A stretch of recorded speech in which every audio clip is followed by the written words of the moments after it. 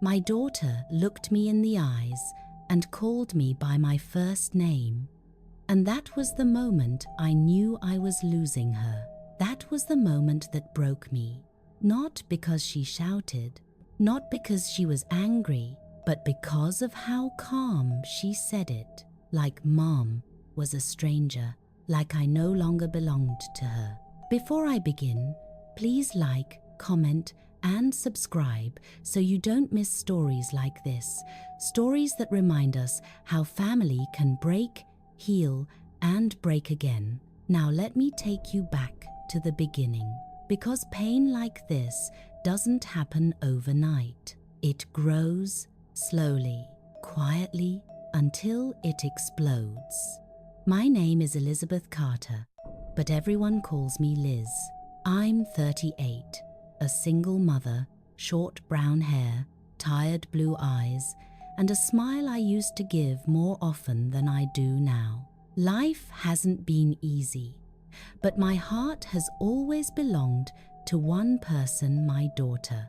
Her name is Ava. She's 14. Tall for her age, brown skin, curly hair that she loves to straighten, and hazel eyes that can shine with kindness or cut with anger. She used to be sweet, quiet, always following me around asking questions about everything. But life changes kids. Middle school changes them more. And then a new man walked into her life, and that changed her the most. Still, the day she stopped calling me Mum, that day hit me like a stone to the chest.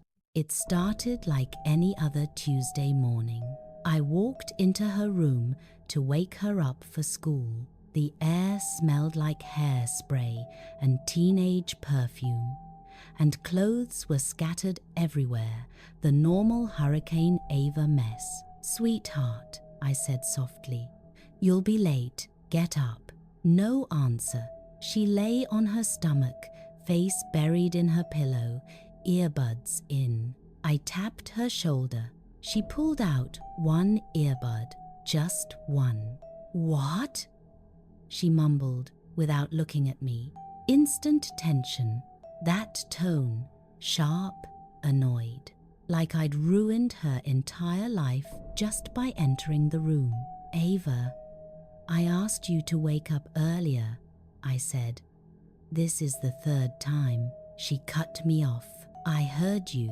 She wasn't shouting, but the disrespect was there, floating in the air between us. Deep breath, stay calm.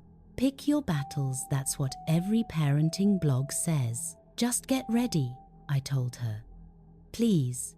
She rolled her eyes. Those eyes used to look at me with love. Now they looked past me, through me. At the table, her cereal bowl sat untouched. "Eat," I said gently. "You never eat in the morning." "I'm not hungry." Her phone buzzed. She snatched it so fast, her spoon clattered. "Who's that?" I asked, trying to sound casual. "No one, just a friend." A forced smile, a lie I could feel. I leaned forward. "A friend? Or someone new?" She stiffened. "Can you not?" She stood up, poured the entire bowl of cereal down the sink. "Ava." She didn't wait. She grabbed her backpack and headed for the front door. "Hold on," I said, following her. "I'm driving you." "Where are you going?" "I'm walking." "It's a 30-minute walk." "It's fine. It's cold." "I don't care." She opened the door, stepped out, and slammed it shut. The sound echoed like an ending. That night, she didn't come home until 6, even though school ended at 3. I had called her 3 times and texted her twice. Nothing. When she walked in, I was standing by the kitchen doorway, arms folded. "Where were you?" "School." "For 3 hours?" She shrugged. "I stayed back." "For what?" I said, "I stayed back Her voice was sharper now. Why do you always think I'm lying? Because you don't talk to me anymore, I whispered. She froze for a second, her face softening just a little, then hardening again. I'm tired, she said. Can I go to my room? No. Sit. It came out firmer than I expected. She sat at the edge of the couch, one leg bouncing. That leg used to bounce when she was nervous. Now it bounced when she was angry. Ava, I began. Is there someone new? Someone you're spending time with? Her eyes widened just slightly. Then she stood up without warning. Stop asking me things. You want to control me. You never listen. You just want to know everything, like I'm some little kid. You are a kid, I snapped. She flinched. I regretted it instantly. I hate when you say that, she whispered. Then she walked away. Up the stairs, door shut. End of conversation. My heart cracked. Right there. But the break didn't fully come until 2 days later. Thursday afternoon, she came home smiling, laughing, typing something quickly into her phone. Good day? I asked, hopeful. Yeah. I tried again. Want pizza tonight?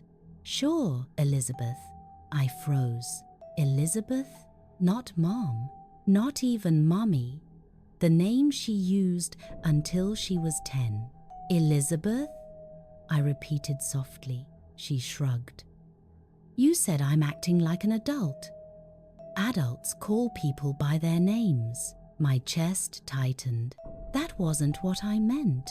Not at all. Ava? Why would you call me that? Because I want to. Her tone was calm, dangerously calm. Ava, I'm your mother. I know. Then call me Mom. She shook her head. No. You don't act like one. The words went through me like a knife. What does that even mean? I asked, my voice trembling. Nothing. Forget it. She brushed past me and went upstairs, phone still lighting up with messages, but I didn't forget it. I couldn't. It was the first sign that something was changing her. But the real truth came out the next week. Saturday afternoon, around 4 p.m., I was cleaning the living room when I heard her voice from her bedroom. Soft, excited, talking, fast. I froze, walked closer. The door wasn't fully closed. No, she won't bother us. I'll come out later, she said quietly. Yeah. I miss you too. My heart thudded. Miss you too? My daughter had never spoken like that to any teen boy before, not even close. I pushed the door open gently. She jumped. Mum, knock. Who were you talking to? No one. The panic in her eyes. The way she clutched her phone. It wasn't no one. Give me the phone, I said softly. She backed away, shaking her head. No, Ava. No, she shouted, tears gathering in her eyes. You don't trust me. You don't even like me anymore. Ava, that's not true. You want to control everything I do. I want to protect you. Well, stop. I reached for the phone. She pulled away. Elizabeth, she screamed. Leave me alone. That name again. Elizabeth, thrown at me like an insult. I stood there, frozen, shaking. My daughter had never screamed like that. She looked at me like I was the enemy. Then she grabbed her coat, shoved past me, and ran downstairs.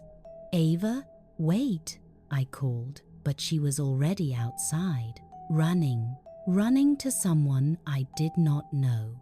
Someone who was changing her, someone pulling her away from me. She didn't come home until almost 8 p.m. I sat on the couch the whole time, staring at the clock, thinking of every terrible possibility. When she finally walked in, her cheeks were red from the cold. She smelled like cigarette smoke, not strong, but enough. My heart dropped. "Where were you?" I whispered. "Out." "With who?" She didn't answer. "Ava, tell me." She met my eyes, hesitated, then said it. "With Brian." "Who is Brian?" "My boyfriend." My stomach twisted. "You're 14, I said. "You're not allowed to date." She crossed her arms. "He's not 14. I felt the blood drain from my face. "What do you mean he's not 14? I said slowly. "Ava, how old is he?" She looked away. Her jaw clenched. Her fingers trembled. "Ava, how old is he?" I repeated. She whispered, 17. Too old, too advanced, too dangerous. "A junior?" I gasped. "Yes," she snapped. "And he likes me. He listens to me. And he doesn't treat me like a little kid." The words stabbed me. This wasn't just teenage rebellion. This was influence, manipulation, a boy filling her mind with things she wasn't ready for. "Ava," I said softly. She froze. Then she laughed, a cold, bitter sound. "You can't stop me, Elizabeth." I felt those words physically, like she slapped me. "That's your final decision?" I whispered. "Yes." Then she walked upstairs as if she hadn't just shattered me. 30 minutes later, her phone vibrated on the coffee table. She must have dropped it earlier. I shouldn't have looked, but I did. One message on the screen. "Brian, did you yell at her? Want me to pick you up? We can leave if you want." My heart nearly stopped. Leave? Leave? No, no, no, no. My daughter was slipping into something dangerous, a path she wasn't ready for, a boy promising escape, a boy older than her, a boy she trusted more than me. My hands shook as I held the phone. Ava didn't hate me. She was being pulled, mentally, emotionally, maybe even physically. And the scariest part? She didn't see it. I went upstairs. She was sitting on her bed, wiping her face, breathing fast. "Ava," I said, sitting beside her. "I'm sorry for raising my voice, but I need you to listen." "No," she whispered. "You want to make me break up with him. I want to protect you. You don't know him, and you barely do. I know enough. He's too old. He's only 3 years older. He's a junior. You're a freshman. So he wants things from you that you're not ready to give." She froze. Tears filled her eyes. "How do you know that?" she whispered. "Because I was your age once." A long silence stretched between us. Then she said the words that shattered me. "He treats me better than you do." I felt my heart splinter. "Ava, you don't mean that." "Yes, I do." Her voice cracked. Her hands shook. Her breathing turned quick and shaky, like she was fighting something inside her. "Brian says you're controlling," she whispered. "He says you don't care about my feelings. He says you're always going to treat me like a kid because you're scared of me growing up." "Sweetheart, don't call me that." She stood up and then she said it again, louder this time. "You're not my mum anymore. Not really. So stop pretending."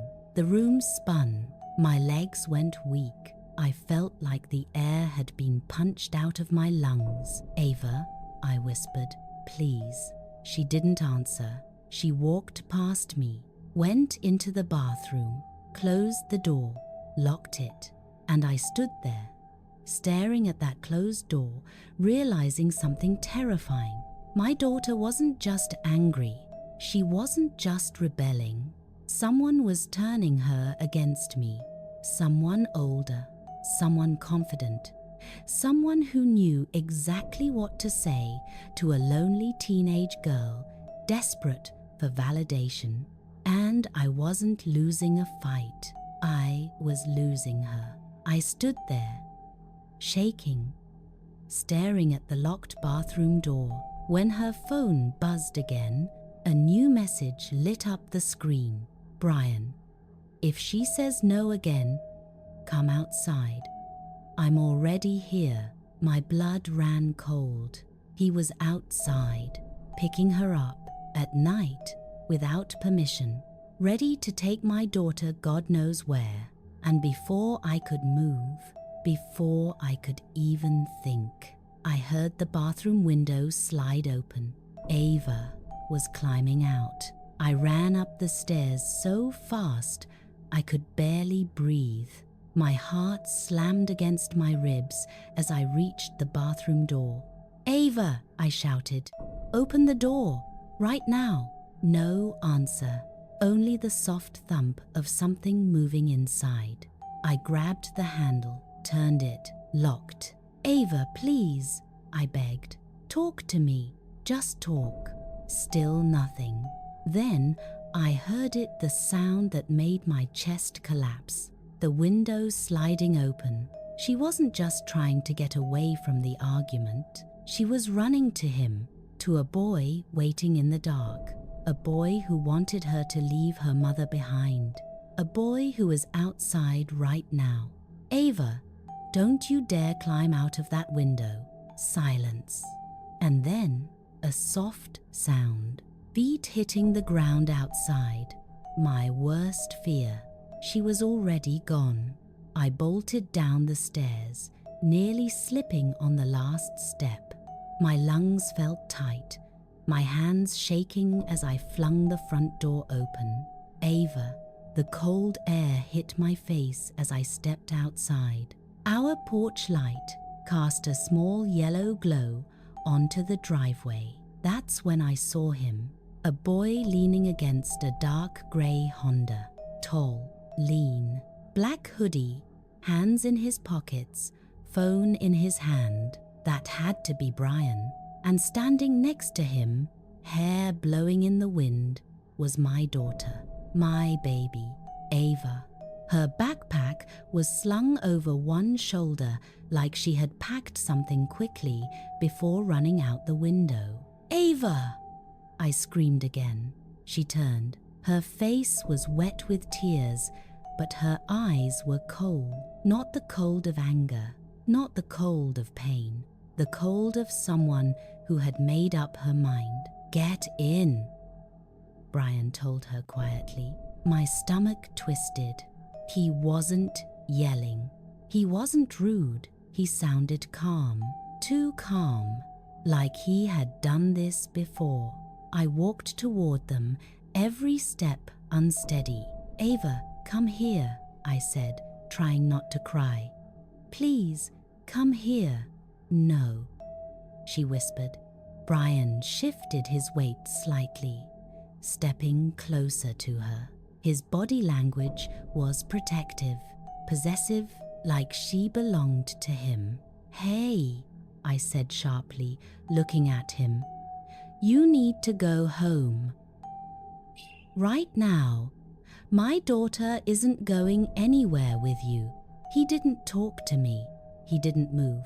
He just stared. Hazel eyes, expression blank, face young but hardened. The kind of look boys learn too early when they hang around people they shouldn't. The kind of look that says, I don't fear you.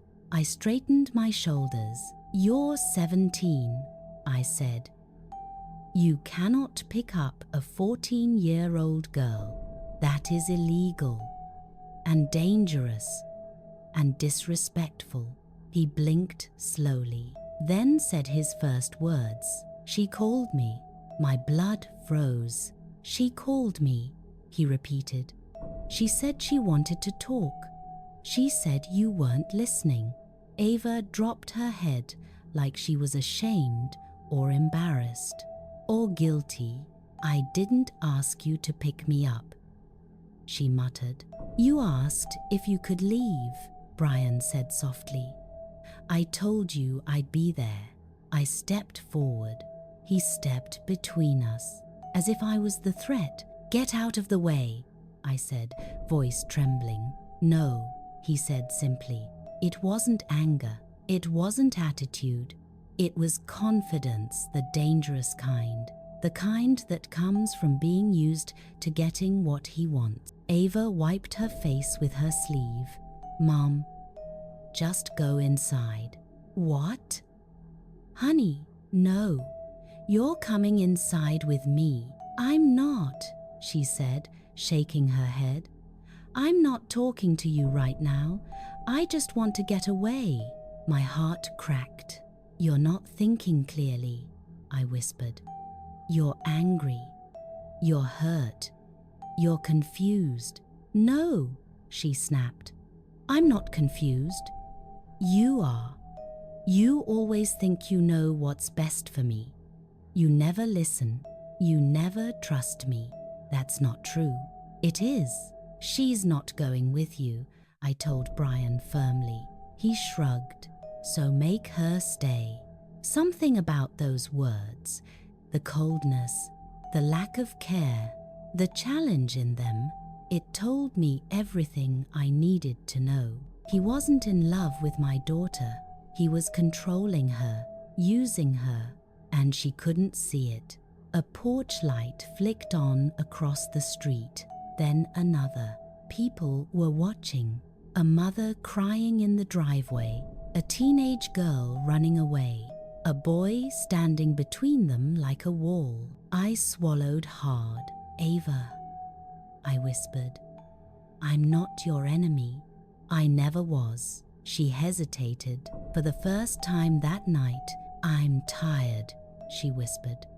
"I'm so tired of arguing, of being yelled at, of feeling like I can't breathe in that house." My eyes filled with tears.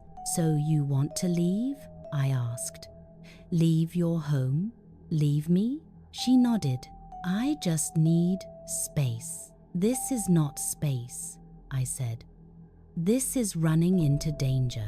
Brian exhaled impatiently. "Come on," he told her. "Let's go." She took one step toward the car, just one, and I felt something inside me break. "Ava Carter, don't you dare get in that car," I shouted, voice trembling. She froze. So did Brian. So did the neighbors. I had never used her full name like that. Not once, not even when she was little. Her eyes widened, her breath caught. I took another step forward, ignoring Brian. "Look at me," I said softly. She did. Those hazel eyes that used to light up when she saw me, were filled with tears. "Ava, if you walk away right now, if you drive off with him, it won't just be you making a bad choice. It will be him doing something illegal. And I will call the police." Brian stiffened. A flicker, just a flicker of fear crossed his face, but Ava panicked. "No, don't call anyone." "Mom, please, come inside," I whispered.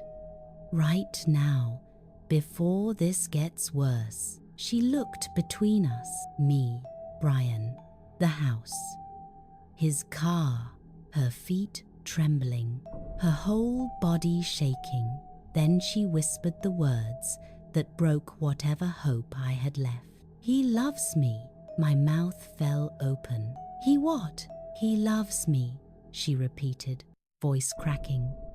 "He cares about me more than you do." Brian didn't deny it. He didn't react. He didn't correct her. He just let her say it. He let her believe it, because it gave him power over her. I stepped forward carefully. Ava, sweetheart, you don't know what love is yet. Not this kind. Not with someone older who wants to pull you away from your family. You're jealous, she whispered. Jealous? Of a 17-year-old boy? Yes, she cried. Because he treats me like I matter. I'm not invisible with him. I felt like my chest was splitting open. You are not invisible to me, I whispered. You are my whole world. Her lips trembled, and then for a second I saw something in her eyes. Fear. Real fear. Not of me. Not of yelling. Not of punishment. Fear of losing the boy standing next to her. Fear of disappointing him. Fear of him getting bored. Fear of him leaving her if she didn't obey. This wasn't teenage love. This was pressure. This was control. This was emotional manipulation. I realized something terrifying. She wasn't running away from me. She was running towards someone she was scared to lose. We're leaving, Brian said finally. You can't stop her. He reached for her arm, but something inside me snapped. I stepped between them so fast, he jolted back. You touch her, I said quietly, and I swear to God I'll make sure you never come near her again. You think your age protects you? It doesn't. I will call the police, the school, your parents, everyone. He smirked. You think I care? You should. He opened his mouth to say something, but that was when a voice echoed across the street. Everything okay out here? It was Mr. Thompson, our 60-year-old neighbor, with a big flashlight in his hand. He started walking toward us. Another window opened. More eyes, more witnesses. Brian looked around, saw the attention, saw the lights, saw the risk, then whispered, "Let's go. Now." He grabbed for Ava's hand again. She hesitated, and for the first time since the argument started, she pulled her hand away, just slightly, just enough for him to notice. Brian's jaw tightened, his whole face changed. Not soft, not confident, hard, cold, angry. "Ava," he said, voice low. Her breath caught. "Brian, I don't know." Now, his voice was sharp enough to slice the night air. I saw her flinch. Not from me, from him. That moment told me everything. This boy didn't love her. He wasn't protective. He wasn't caring. He was controlling, manipulative, used to telling people what to do. And she was falling right under that power. "Ava," I whispered, "choose. Right now. Him or your safety." Her lip quivered. "I don't want to lose him," she whispered. "You're losing yourself," I said. Her tears fell harder. Brian stepped forward. "Stop talking to her like she's a baby." "She is a baby," I cried. "She's 14. Mr. Thompson stopped near us. "What's going on here?" Brian stepped back, suddenly uneasy. More porch lights turned on. More shadows moved behind windows. A neighborhood watching. A mother crying. A teenage boy cornered. A girl torn between two worlds. She wiped her face and whispered, "I don't know what to do." I breathed shakily. "Choose me," I whispered. "Choose the person who has been there since the day you were born. Choose the person who will love you even when you're angry, even when you're hurt, even when you scream at me. Choose safety. Choose home." Brian clenched his fists. "Choose someone who doesn't want to control you, he muttered. I turned to him sharply. You are the one controlling her. No, he snapped. I'm the one she trusts. I'm the one she wants. No, I cut him off. You are the one she's afraid will leave her if she doesn't listen. That's not trust. That's fear. Ava covered her face, crying harder. I can't do this, she whispered. I can't pick. Yes, I said softly. You can. A silence stretched between us, cold, heavy, full of pain. Then Ava took a shaky step toward me, just one. But it was enough. Brian saw it, and something inside him snapped. You're making a mistake, he hissed at her. She jerked back as if struck by his tone. I'm not staying here, he warned. If you walk away from me right now, don't call me again. Ava's breath hitched. He was threatening her. Her voice trembled. Be Brian, don't say that. Then get in the car. Her hands shook. Her eyes darted between us. I saw the decision happening inside her. A battle raging in her heart. Fear of losing him. Fear of disappointing him. Fear of being alone. Then she whispered, Brian, please don't leave.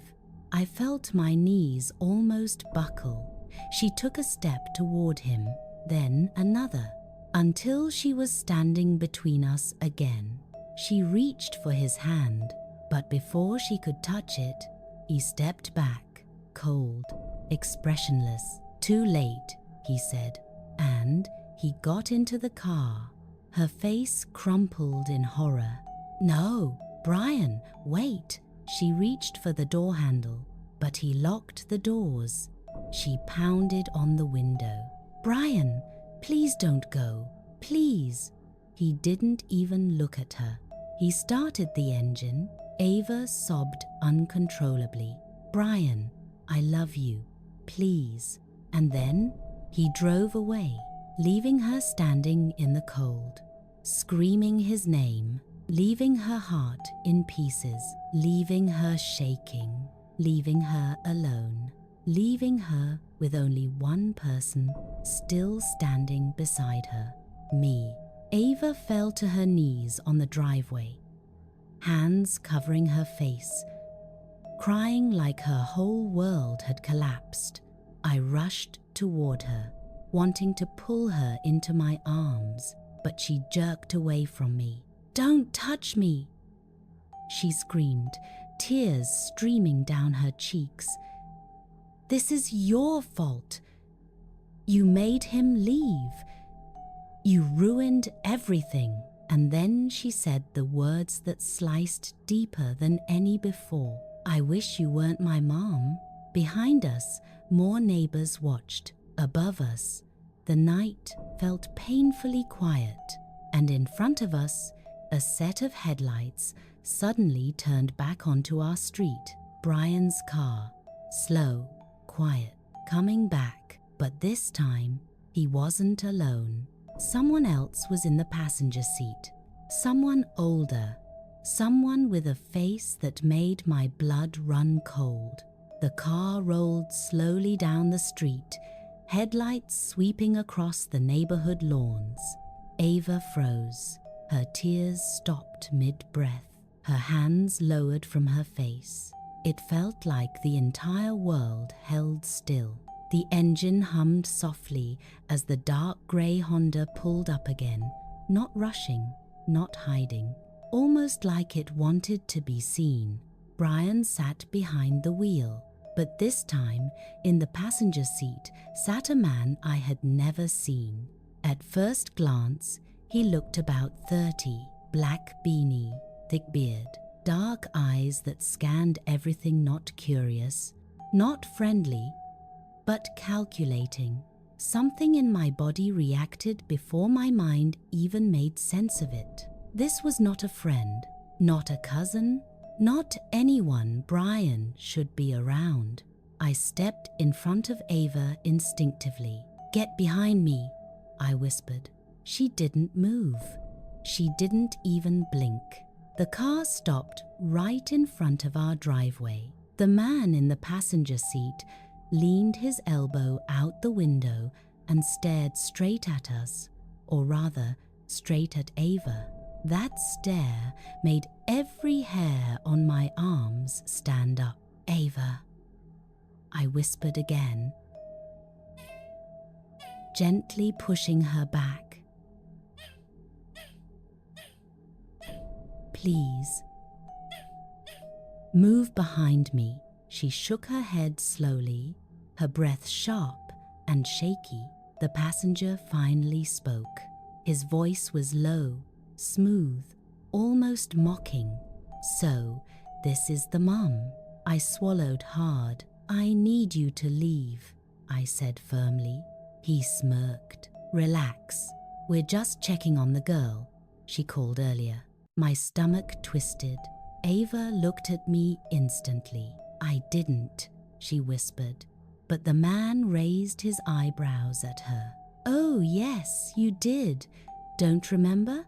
That's fine." That's when it hit me. He was lying, on purpose, trying to make her doubt herself, trying to create confusion. It wasn't Brian manipulating her. It was this man behind the scenes, a mentor, an influence, a predator. Something was wrong, very wrong. "Ava," he said, leaning a little forward. "You all right?" She wiped her tears quickly, embarrassed. Yes, I'm fine." His smile widened. "Doesn't look like it." That tone, the slow, smooth, poisonous tone, sent panic through me. I stepped closer to the car. "You need to go," I repeated. "This is inappropriate." Brian finally spoke, his voice tight. She was upset.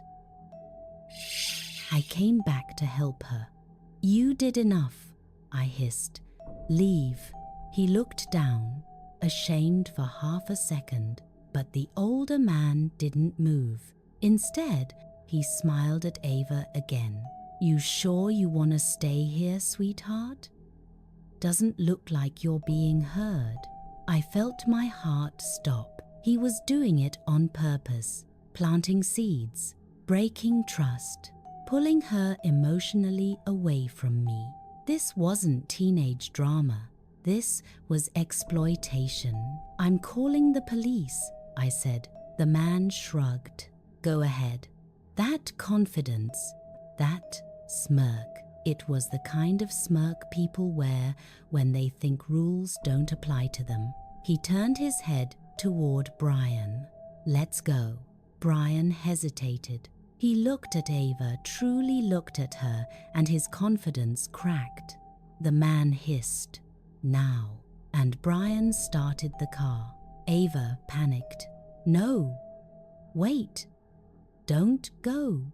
She stepped toward the car, and my heart jumped into my throat.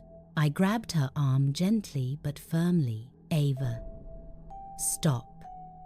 You are not going anywhere with them." She tried to pull away, voice breaking. "Mom, please, I need to talk to him."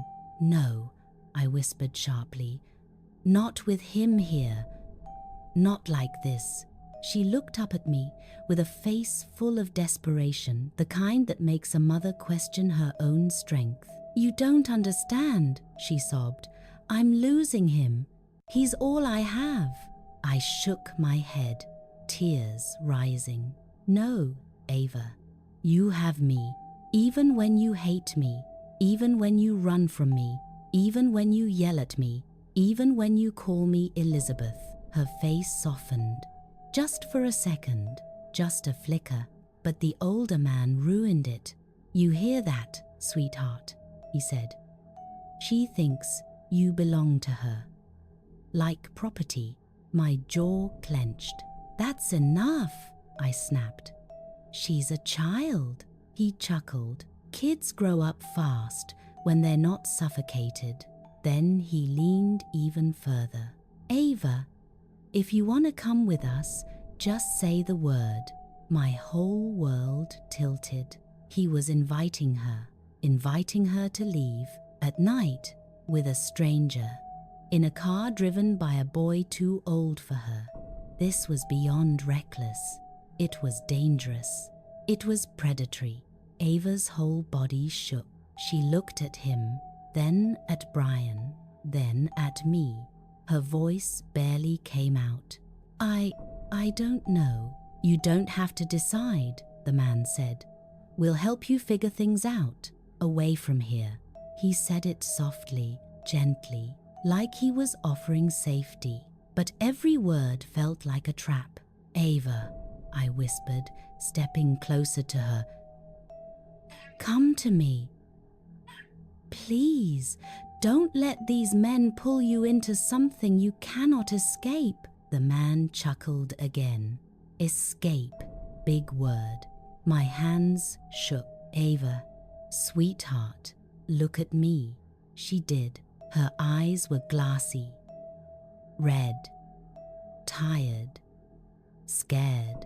Ava, I whispered, I know you're hurt. I know you feel alone. But this, I gestured toward the car. This is not love. This is not safety. This is not real care. This is someone pulling you away from your life, from your future, from yourself. She bit her lip hard. Tears rolled again. I just don't want to lose Brian. You're not losing him, I said softly. You're losing yourself. And if he loved you, he wouldn't let a grown man talk to you like this. Her breath caught. She looked at the older man, really looked. Something in her expression changed. Fear, recognition, a slow realization. She took one step back. The man noticed, and his smile disappeared. Ava, he said sharply, get in, now. That tone, that command, it broke whatever spell she was under. She flinched, not toward him, but away. Ava, come to me, I whispered again. With a shaky voice, she answered, okay. She reached for my hand, and that one small movement exploded something inside the man. He slammed his fist against the dashboard. Brian jumped. The man barked, stupid girl, let's go. He grabbed the door handle as if ready to get out. I pulled Ava behind me. Inside, I whispered, run. She hesitated, scared, trembling, but then took off toward the house. I positioned myself between her and the car. The man's glare burned through me. You think this is over? He growled. Yes, I said, my voice shaking but firm. It is. He leaned back slowly, never taking his eyes off me. Then he pointed a finger out the window at Ava's outline by the door. She'll come back. Girls like her always do. My blood ran cold. And then he told Brian to drive. The car sped down the street, tires skidding slightly before disappearing into the darkness. The moment the tail lights vanished, I rushed into the house. Ava stood in the hallway, arms wrapped around herself, crying silently. Her whole body trembled. Her face was pale. She looked shattered, not because she didn't get into the car, but because she realized the truth, realized what she almost walked into, realized the danger she didn't see before. Oh, honey, I whispered, walking slowly toward her. She backed up at first instinct, fear, confusion. Then she broke completely. She threw herself into my arms and sobbed into my shoulder. For the first time in months, she clung to me like she did when she was little. I'm sorry, she cried. I'm so sorry, Mom. I felt tears slip down my face. She called me Mom, not Elizabeth. Not you, not anything cold, Mom. My knees nearly gave out. It's okay, I whispered, holding her tightly. You're safe. That's all that matters. But she pulled back suddenly, panic in her eyes. What if he comes back? She whispered. He won't, I said. I promise. But deep inside, I wasn't sure. For the next 2 hours, Ava sat on the couch, curled against me, wrapped in a blanket. She kept checking the windows, jumping at every sound, crying in waves. I wanted to ask 1,000 questions. I wanted to yell. I wanted to panic, but I didn't. I held her. I stroked her hair. I listened to her breathing the way I did when she was a baby.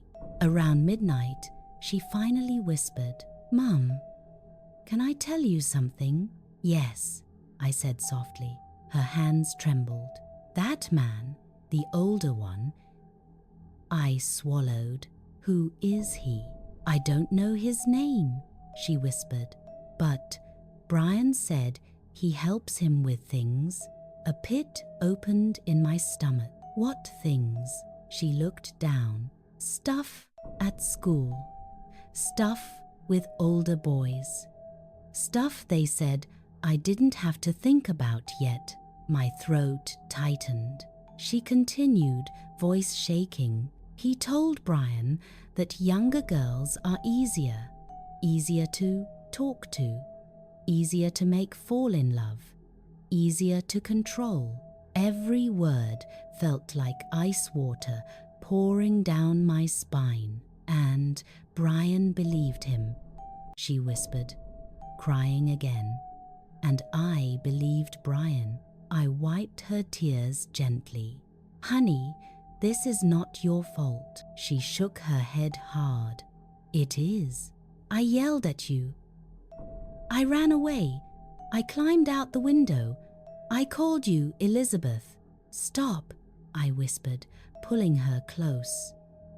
You were vulnerable. They preyed on that. That's what people like that do. She sobbed against my chest. I thought he loved me. I know, baby. She clung to me tighter. I don't want to lose you, she whispered. Please don't hate me. My heart broke and healed in the same breath. I could never hate you, I whispered, ever. At 2:14 a.m., the doorbell rang. Ava jumped so hard she nearly fell off the couch. I told her to stay put. My hands shook as I walked to the door. I looked through the peephole. No one, just darkness. But on the ground, a piece of paper. I opened the door quickly, grabbed it, and shut it again. Ava stared at me. What is it? I unfolded it. 4 words, written in rushed handwriting. This isn't over. Ava's face drained of all color. She whispered, Mom, what do we do? I folded the note, locked the door, double-checked each window, closed every curtain. Then I sat beside her and held her hand tightly. We fight back, I whispered. Together. She leaned into me, trembling. Mom?